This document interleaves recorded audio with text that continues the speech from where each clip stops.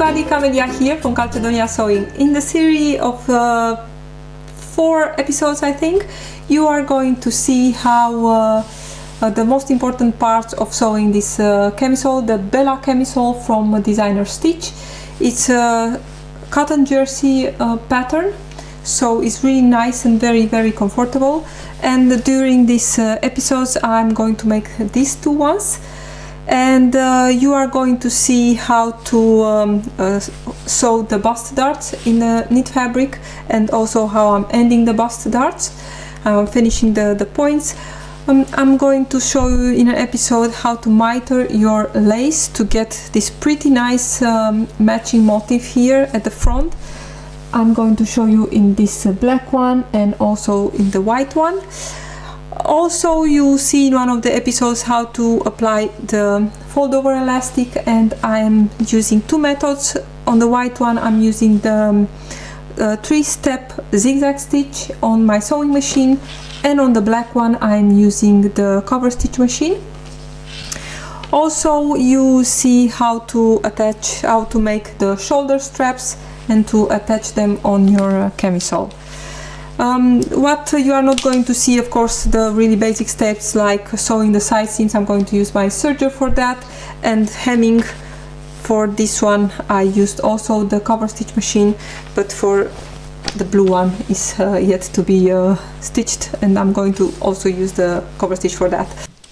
The first step in making our camisole is going to be sewing the bust darts, and I traced them with tracing paper, this kind, on my fabric. I use the yellow tracing paper. I just want to say that tracing paper is not always going off, so be careful, make your markings on the back of the fabric and also the inside of the garment, and be aware that they are probably not going to come off. If that is bothering you, you should use other methods of tracing, like thread tracing or something like that.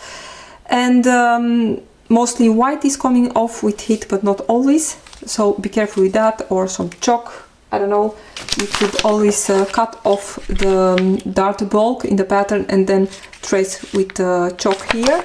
Or something else what you can do, you can make here 2 little snips at the legs of the dart. Be aware when, especially in this pattern, the seam allowance is only 6 mm, so don't make your snips too deep in the fabric. And then you can always mark only with 1 point, the point of the dart. And if you do that with a pin, you stick a pin exactly in the point of your dart, take it out, doesn't matter exactly where, and then if you fold the fabric on where the pin is coming in, and then matching the 2 snips here. I'm going to match the snips first, put a pin on it. Let's see, it's a bit difficult if it's not laying flat on the table, like this. Put a pin on it, and you see if the snips are matching and you are folded exactly where the pin is coming in, you'll always have the correct legs of your dart. So you don't even need to, as you can see, you don't even need to have everything matched, traced, if you have the point and the correct beginning of the legs of the dart. So this is how I'm marking very easy my fabric, especially when I cannot, or I don't want to have any other markings on my fabric. I'm going to take off the top one, or the one that is marking the top of the end of the dart, and now I'm going to sew. I just want to say that I made a lot of these camisoles, and I always sew them with a straight stitch. I never have problems with the seams getting broken or something like that, with stitches getting broken. So I'm going to use also in this case a straight stitch on my sewing machine. Be free to use any other kind of stitch stitches or something like that, but a straight stitch is going to work as well. And I am going also to show you how I'm ending the darts. I'm now at the sewing machine and I'm going to stitch the dart. As I said, I'm going to use my regular straight stitch with a 2.5 length. I have an universal needle and a normal polyester thread, something that I usually use. And I'm just going to start just on the fabric. Don't stretch anything, don't push anything, just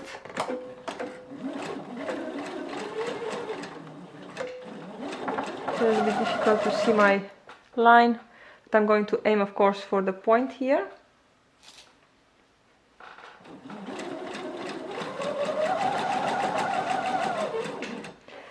And to end the dart, I'm just going to fold off the fabric a little bit. So I'm not going to backstitch. I'm lifting out my presser foot. I'm using here my knee thing to lift out my presser foot. So I'm going to pull the fabric a little bit to me, like maybe 2 centimeters, and then put my leg down again and just take a few stitches in the bulk of the dart and just cutting off my threads. And let's see what we have. So this is how the dart is looking now. Let me see.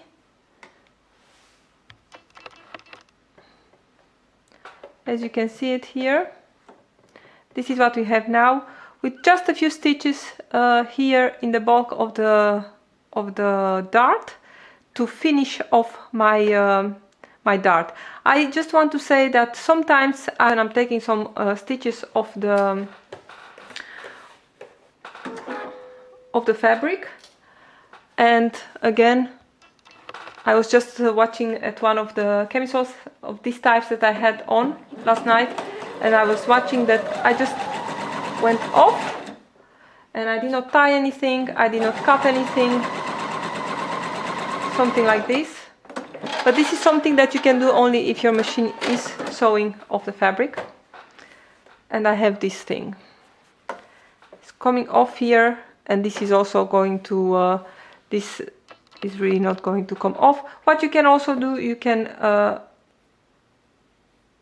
make these 2 threads open, and you can make a little knot in them. But I really like the method that I showed you first, with taking the fabric a little bit to the front and then just take a few stitches in the bulk of the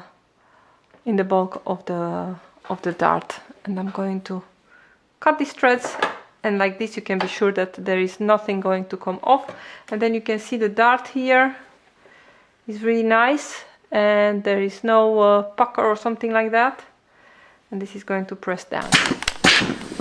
Let me cut some threads away with my small scissor. Okay, so I have here the darts that are pressed. I'm going to do the other one in a minute too. And I'm going to use my hand. This is a stand that I made it myself to put my hem in it, because it's really helpful to have it, you know, a little bit higher from the table.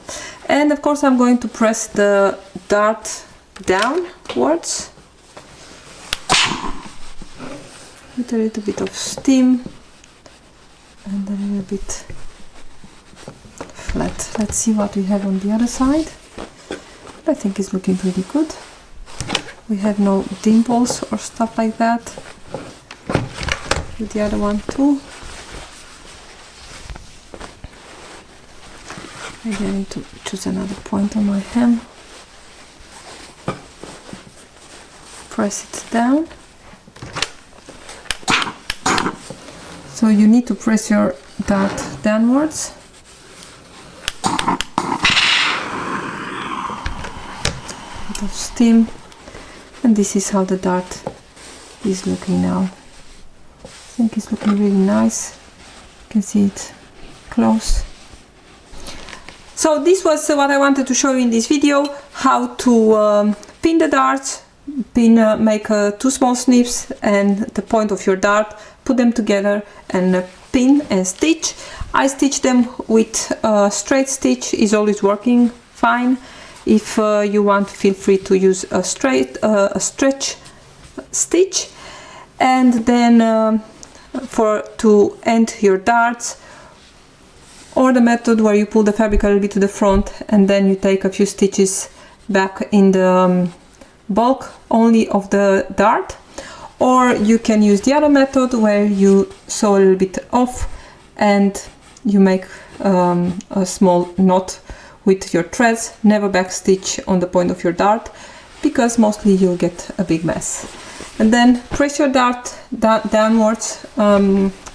It's much easier if you do that using a pressing hem, or you can make with a towel, with a big towel, you can shape it and use that to come a little bit higher from your pressing table and to be able to press them nice and flat. And I meet you in the next video, where I'm going to talk about mitering the lace and how to apply that using your sewing machine, or for another version, how to use the cover stitch machine. Like that, you'll have options for both of these applications. See you next time.